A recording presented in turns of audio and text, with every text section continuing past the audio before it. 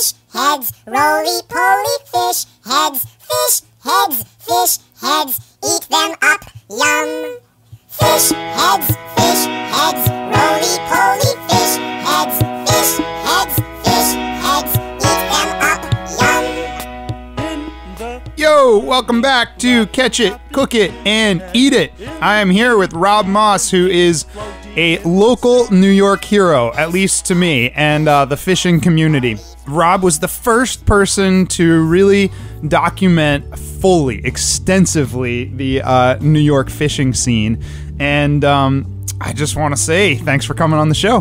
No, thank you for having me here. So it was a huge undertaking. Way more than you ever imagined. Is that right? It was a long undertaking. You know, I didn't know what I was getting into when I started it. I was interested in fishing.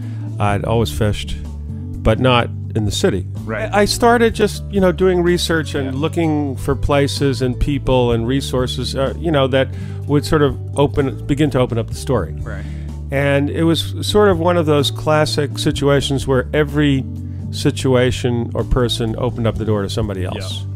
You got to get in condition, believe it or not. You're moving your arms all day up here. It's not easy. I like this bridge because it's a nice place to spend summer. What happened was I was doing the stills project for the Department of Environmental Protection, the City Department of Environmental Protection, about wastewater treatment. As I was doing that, I was running across the employees of these treatment plants who were fishermen, and they were fishing on their lunch hours, or they were telling me about, the good fishing around there. I understand there's a very good run of gefilte here around Passover. The gefilte fish are very good, except you have to fish them with nets because they come in bottles. Yes, so if you use just a plain hook, it doesn't work.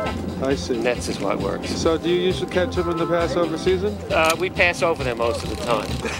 Just last fall, the end of the fall, I started to fish a little bit on the Dumbo side of the Manhattan Bridge. Okay. And there were a lot of fish there. Yeah. That particular couple of times I went. Small, schoolie bass. So you prefer the Brooklyn side to the Manhattan side? Well, I'm over there a lot, so it was anywhere. You didn't want to feature guys all the way out in Montauk? You were absolutely not. I was just going to say I was very religious about everything that's in that film is in the confines of the city. And even there's one guy, Ronnie Ingold, who's no longer with us, but he was the last shad fisherman below the George Washington Bridge, where there was a long tradition of many, many shad fishermen over the years. He was based in Edgewater, New Jersey, but I filmed him in the middle of the river, where he had laid out shad nets. Right. And so I felt like that was okay. What's the future hold for, commercial/recreational fishermen in New York? What do you think's going to happen? Commercial? There's no commercial. There's no future. There is no. I mean, the Siemens who sell bait, they're just grandfathered in basically. Yeah. There is nothing to sustain commercial fishing in the New York City area. I feel like you had special access to a crowd that most people. I mean, well, unless you jump in the right taxi cab. Like, how did you first meet this Philip character?